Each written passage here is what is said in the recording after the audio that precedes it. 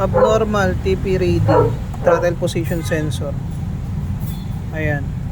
Okay naman yung wire. Abnormal. Meron siyang check engine history. Ayan.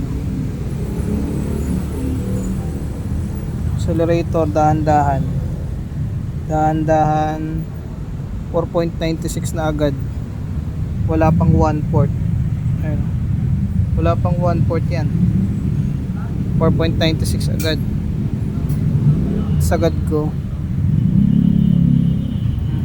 Sagad. Bumagsak. Yan. May problema.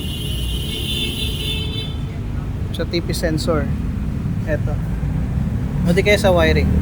Pero make sure okay yung wiring bago magpalit nitong TP sensor. Ito ang kanyang history.